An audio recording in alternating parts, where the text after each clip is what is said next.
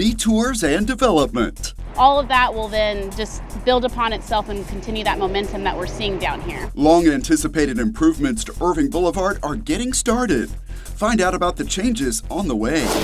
Season for scares. I screamed 25 times. Eerie Irving Park draws thousands of people for some Halloween fun. See some of the attractions and costumes. I'm obviously a creepy nun. Diverse network. I think it's a competitive advantage to any business that gets it figured out. People come together to build business relationships. Find out what was different at this networking event.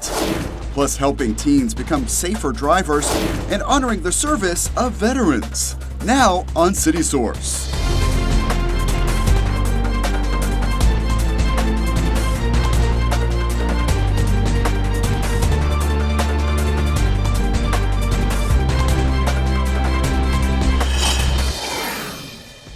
And Irving Park has 100 new trees, and we are with the people making it happen. Hello and welcome to City Source. I'm Thomas Gandy. Find out about the people responsible and huge grant coming up. Our top story today, big changes are coming to Irving Boulevard. The project that people have discussed for years is on the road to reality. We checked out the scene just before the contractor moved in to start construction. Signs on Irving Boulevard advise drivers of coming construction, but there is a lot more to the story than can fit on one of these signs. And we're going to completely redo Irving Boulevard. It's going to become much more pedestrian and business friendly. Specifically, it's a 1-mile section that runs from Strickland Plaza to Sowers Road. Let's visit a few of the key spots. So we are at Strickland Plaza, right in the middle of Irving Boulevard. What's going to be happening in this space? So right here we'll have our new entryway monument. We want to be able to announce you're entering downtown and get excited for what you're going to see down here. In addition, crews will be repaving the street and reducing the number of lanes from 3 to 2. And that additional captured right-of-way, we're going to be able to expand sidewalks, actually create sidewalks for this side of Irving Boulevard, because if you look further down, they're very disconjointed and not connected. Then on the street, traffic is one way going this westbound. You'll have a 5-foot bicycle lane. You'll have 2 lanes of 12-foot wide lanes going westbound. Parallel parking is typically on the other side. Those are just some of the ways the city is working to make this area more accessible and attractive. We're going to be able to create a safer place for our pedestrians to walk, adding landscaping, green spaces, benches, as well as a bike lane for our cyclists in the area. Right now we're at the intersection of Main Street and Irving Boulevard. This is one of the most visible intersections, and it's going to get a big improvement, right? Correct. So we're going to put a decorative piece in 3 different places, O'Connor, Main, and at Britain. It'll be like the top view of the design of the Millennium Fountain. To give a better sense of that idea, here's a view from above Millennium Fountain, and here is the design for those intersections. All will be complemented with brick pavers in the crosswalks and new LED streetlights. It'll be rather impressive. The design for that entry monument at Strickland Plaza will also draw on the design at Millennium Park and one copied at the almost complete Heritage Park nearby. I think we're going to bring it all, the Heritage District, all together. While those aesthetic features capture attention, there is more. A lot of this work is stuff you won't be able to see. It's below ground. First thing that's going to happen is the wastewater line's going to be installed first, moving from west toward the east. They're going to get so far, then we'll follow with the storm, and they'll be working on the water line as well. And this is one of the first steps to really see major investment into downtown. I mean, it's a over $26 million project. The city sees the infrastructure improvements as critical components of the project that aims to attract new businesses. A lot of the pipes are very old, older materials. We're putting in all new PVC and storm pipes, more frequent storm inlets. That will help to attract the development and developers to the area, seeing that investment, knowing that they can then bring in new development to the area. Our infrastructure will be able to handle that increased capacity. The first section crews will work on is between Sowers and O'Connor roads. Closures in that area will last about 8 months. That news is triggering questions. Are visitors going to be able to get to my business? Yes. Our goal is to only close maybe a portion of a driveway if they have a driveway, so that way patrons can get in and out of their business and it doesn't stop their business from thriving. There's going to be challenges, but you've got to get there in order to get to where we want to get. Once it gets through, it's going to be a real bonus for down here. It's going to really dress the place up. Throughout the planning and design process, The city met with stakeholders, and that open dialogue will continue throughout the construction process. And they know people are not shy about finding out what they want to know, even from their vehicles. As you can see, during construction, you'll have a lane open. So people have a lot of questions about this. People have a lot of questions. I think it's important that all the businesses, residents that are out here know exactly where we're going in the phase of the project. You know, they're all anxious, they want to know, and we're putting it out there so they can know directly. Up front and throughout the project. The city will host monthly stakeholder meetings to update progress and remind everyone about the goals of all of the work. I think long term it's going to be great for the Heritage District and great for these businesses overall, just to be able to have a brand new street, a nice streetscape with lighting and pedestrian experience. And this is what developers want to see. They want to see a city investing in their downtown, putting in that foundation, that infrastructure, creating the momentum for future development. And that development is the goal, bringing more business and economic growth to benefit everyone in more ways than you will ever be able to see on one of these signs. It's super exciting to see this. Sign up for project updates at cityofirving.org/Irving Boulevard. You'll want to note the spelling there. Boulevard is abbreviated with no punctuation. That website is also where to find details on the monthly stakeholder meetings. Just off Irving Boulevard, a wreath-laying ceremony capped off Irving's Veterans Day program. The Veterans Memorial Park Committee hosts this annual observance at the park. It began next door at the Jack D. Huffman Community Building with a full program that included speakers who honored those who served the country. And when you think about veterans, you think about what a lot of them gave up, because you have a lot of wounded warriors. We have a lot of veterans who are paralyzed, and we've seen so much of it since the Afghanistan war that it's become really something that we're very aware of now, because they've answered the call to service. And there's nothing more honorable than answering the call to service. The MacArthur High School Jazz Band performed for the crowd. The Veterans Memorial Park Committee also hosts a service for Memorial Day. Irving Police Chief Jeff Spivey announced he will retire at the end of January after 35 years with the city. In a statement, Chief Spivey said, "The past 5 years as Chief of Police have been the most professionally rewarding time anyone could ask for." Following his retirement with the city, Chief Spivey will take a position with a national nonprofit that works with public safety training and development. Assistant Chief Darren Steele will serve as interim chief while city leaders work through the process of hiring the next chief. Cimarron Park has dozens of new trees, and the story of how they got there is an interesting one. It involves some forward-thinking Irving teens, a home improvement chain, and a lot of hard work. Take a look. With some big beats, careful measurements, and some interesting moves. I gotta get my two-step over here. This team is taking on a huge tree planting project. And along with that muscle, money is making this happen. $50,000, a grant that's helping to get 100 trees into the ground at Irving Cimarron Park. These 100 trees going into this park is going to make a big impact. The story behind those numbers and this project is also worth attention. It started with 2 high school students, brothers who started a nonprofit called Mission Tomorrow. We saw a need within our community, whether it comes in the form of poverty, whether it comes in the form of maintaining a sustainable environment. We just kind of formed this nonprofit to be able to tackle our own needs and to be able to fight these injustices. We were looking for ways to improve the community and just help, and we needed funds for that because obviously we're just like small, and we found the Lowe's grant. More than 2,200 organizations sought grant money through Lowe's 100 Hometowns program. It's our 100-year anniversary, so we're doing 100 projects throughout the United States, and we were lucky that one was selected here in Irving. There was 36 states that got a project. There's only 2 in Texas. So this is a really big deal. Every root ball is different. This day begins with some lessons. That's because not only did they give the grant, volunteers with Lowe's are doing the work. It's nice to get out and help. A lot of people out here, so it looks like it's moving pretty good. So far, the toughest part is the clay.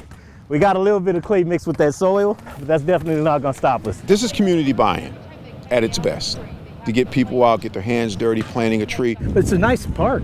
Yeah. Really, really nice park. The Parks and Rec team carefully chose the location for these trees. Focusing and planting around the walking trails is one of the things that people use all the time. We went around the outer perimeter, so we kept the open space for the field out here so you can do activities. So as they grow, they'll be able to provide shade for people when they're out here walking. It definitely makes an impact. And it helps us out as employees to know that we're doing our part as well. It is a huge job for these volunteers. Right now, mission accomplished for one. We got about, 20 more to go? It seems like there's a lot. It's a lot. As a reminder, they have 100 to plant. I was thinking, oh, it's a few trees, but to have 100, I mean, it's gonna bring more people out to our Parks Department. Another one done. Go to the next one. They handle each tree with care. We need a little bit more dirt over here. Applying all of the lessons they learned. Pack it on tight so they grow right. Because everyone here knows this project could make an impact for decades to come. In 10 years, when these trees grow up a little bit, it's just going to be unreal. This would be good to take my son to and tell him what we did too.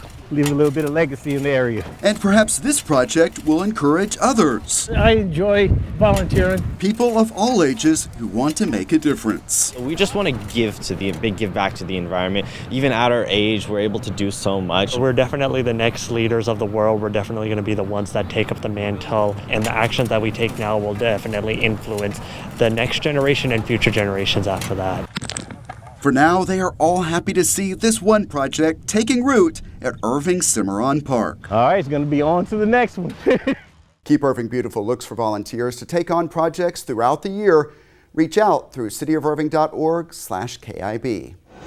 And we have more parks news ahead. See all of the great costumes and spooky scenes at Eerie Irving Park. That's coming up in a few minutes. In economic development news, Toyota of Irving hosted a networking event to help business people build new relationships and learn more about the community. This time around, the dealership invited the North Texas LGBT Chamber of Commerce to join the other local chambers. We heard from all of them. We're at Toyota of Irving.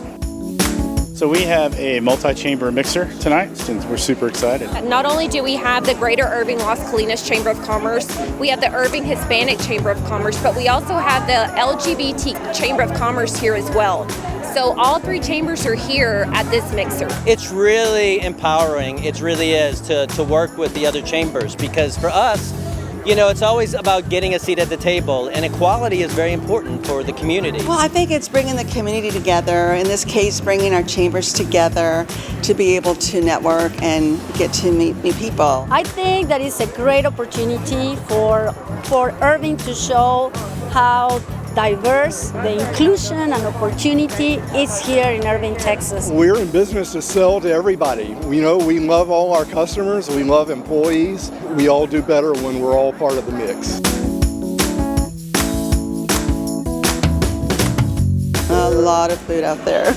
It's nice because sometimes people don't realize what is in South Irving or what's in Las Colinas if they're not in the area. So it's nice to be able to bring these flavors and these tastes and everything. It's also about small businesses. We know that small businesses are the backbone of every economy, of every community.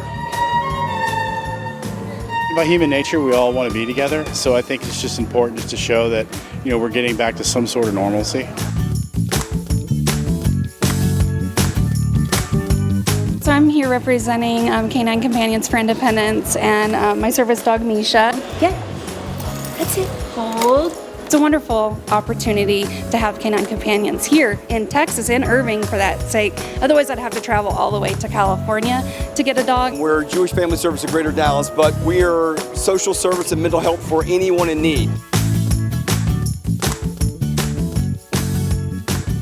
It doesn't matter what industry that you're in, whether you're a small business owner, an executive, or just anyone that wants to network, this is a perfect opportunity for you to come out and meet different individuals throughout the community. It's actually really amazing because I've actually been approached by a couple of people that want to advertise with us, and I'm the publisher of Dallas Voice. Yeah, what do you hope people get out of this? Really just to see community diversity, not only with our store, but also with all the other businesses out there. Just a great community thing.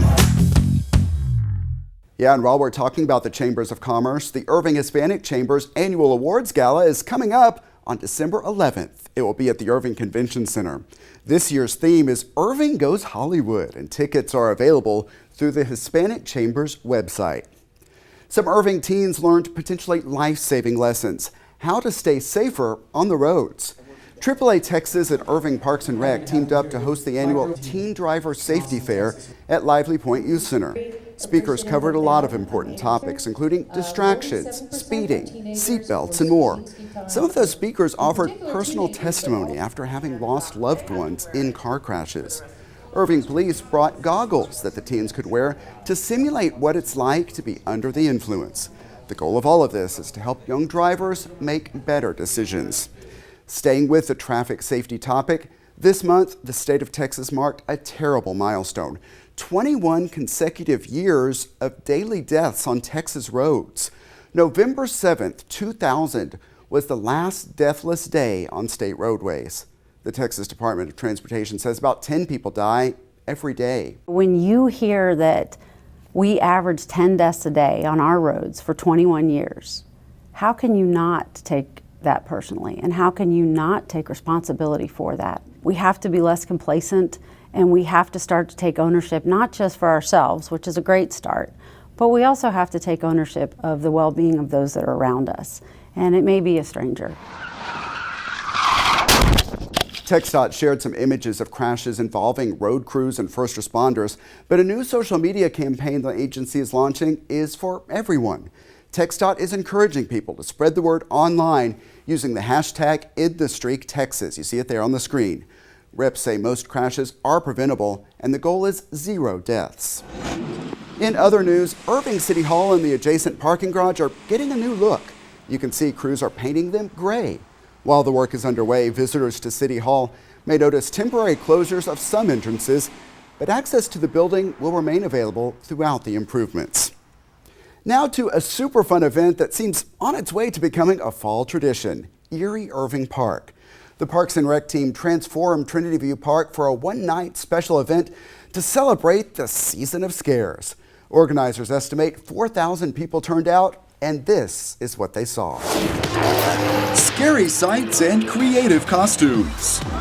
Jingle Bell. I'm Luke Skywalker. I am Dead Darling. Some of the highlights of Eerie Irving Park. I think this is amazing. I was just kind of expecting maybe a couple booths, but this is all out. So I'm super impressed. This is really great, bringing the city out. It's a lot of fun things to do. You have a bucket, young man. Last year, the pandemic prompted the city of Irving to make it a drive-through event. But this time around, costume characters are out and about. What does the witch say? And ready for some fun at a transformed Trinity View Park. And for Irving to come together, it's awesome. This year we knew that there was going to be a lot more traditional Halloween and fall activities going on. So we wanted to do something that catered to our Irving residents, give them a chance to be outdoors, have a great time for the whole entire family. Yeah. We're Sailor Moon theme. Our daughter's over there. She's Sailor Moon. If you haven't seen Freddy yet, I think he's the best one here. I've never seen a Freddy Krueger look so good. Along with those characters haunting the park and fun rides, there it is! City of Irving employees and leaders led carnival games. Our office is doing a circus event. I am the ringmaster of the circus, and you can take that however you want. It's been a great team effort, and I think everybody, even the people who are working, are enjoying it. We will take you inside the huge haunted maze in a minute. But the fun started even before the sun went down, and some things looked a little less scary for the younger kids. Well, we wanted something fun for them to do that was safe, something family friendly. Tell me about her costume. Is her a unicorn?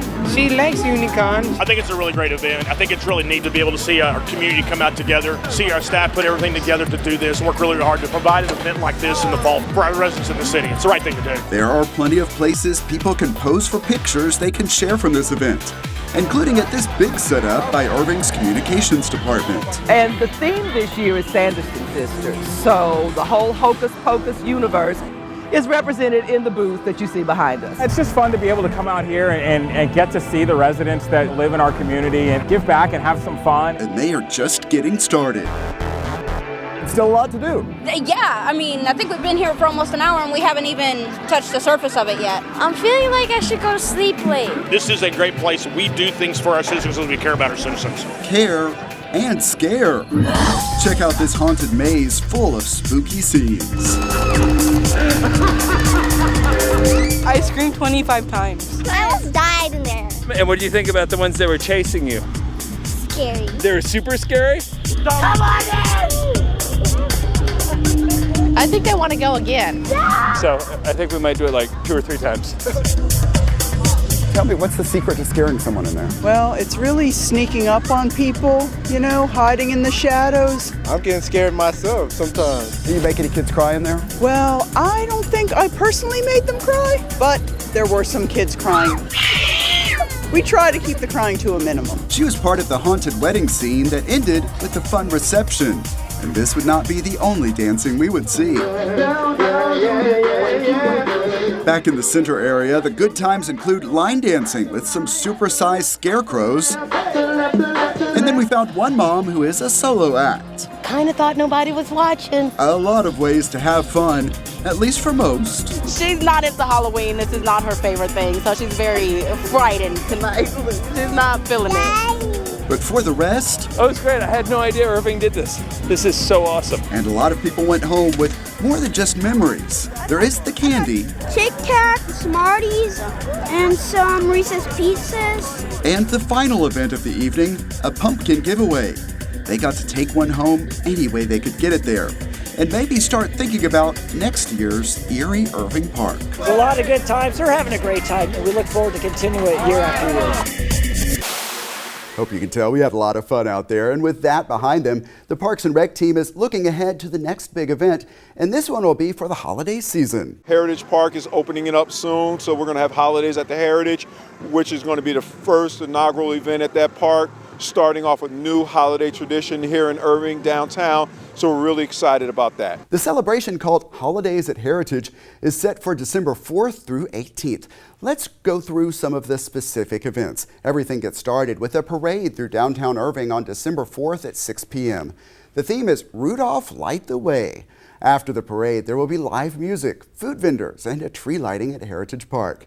Then on Friday, December 10th, it's movie night. The following day from 11 till 3, it's Brunchmas.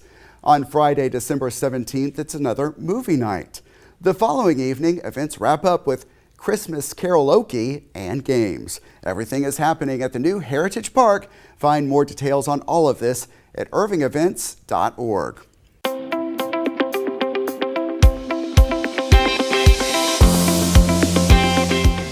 It is time for our Pets of the Week, so let's get a virtual visit to the Irving Animal Care Campus. Michael Whiteside is with the DFW Humane Society. He joins us now. Michael, you have a couple of great dogs. Let's get started with Lady. Sure. Yeah, we've got two great big dogs for you this week. The first one is Lady. She is a beautiful Chesapeake Bay Retriever mix. She's got this really beautiful brindle coat that's kind of longer hair coat. She's gorgeous. She loves people. She's super friendly. She's not so sure about other dogs. You know, as long as they're a distance from her, she's okay, but she's not so fond on playing with them. So she's definitely going to be a one pet household pet, but she's going to give you all the love and attention that she has. Again, she's just a gorgeous, fun girl. And next up, we have a name that is familiar to a lot of us, Tigger. Tell us about Tigger. Yeah, so Tigger is about 8 months old. He is a pit bull mix, and he's super bouncy, just like Tigger. Look at that sweet little waddle walk. You're so cute, buddy. I'm sure that's probably where he got his name from, but he was originally adopted from us when he was about 2 months old. About a month and a half, 2 months ago, his owners decided he was just too much for them. He got big, obviously, and just didn't really get all the training that he needed, but so he's still a puppy. He just needs some interaction, some interactivity, some exercise, and a little bit of training. But he does enjoy playing with other dogs. He loves playing with toys, and he loves just running around and having a great time. The holiday season, of course, can get busy for a lot of families, but this may be also a good time to add a new pet to your family, and you have a special coming up, right? Yeah, so November 16th through the 20th, all pets 1 year and older at the Irving Animal Care Campus will be free to adopt. So Lady, who's 3 years old, will be part of that special. But then we have plenty of other dogs and cats that are over that 1 year old threshold, and they'll make great pets for anybody. And you get all the same benefits of a paid adoption. You just don't pay the adoption fee. So it's a great opportunity to really add some new love to your home for the holidays. and talk about spreading the love in this season of giving. Don't forget about the Animal Care Campus during the season of giving. I'm sure that's your message.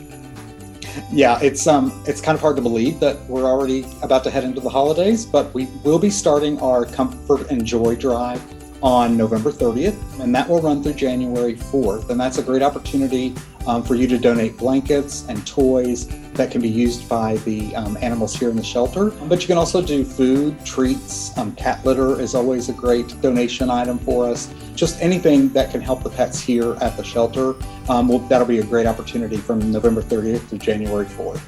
Yeah, I know you all go through a lot of supplies, so this is really an important time to kind of help replenish the stock, right?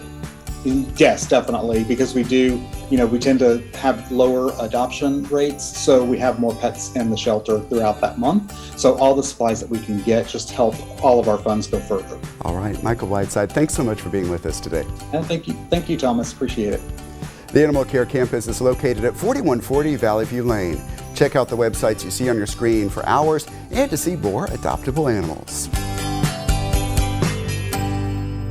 We have a lot coming up for you next time on City Source.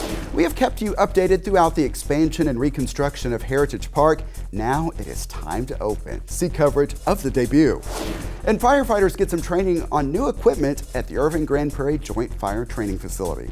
Those stories and more next time on City Source. Remember, you can always email us your thoughts on our stories.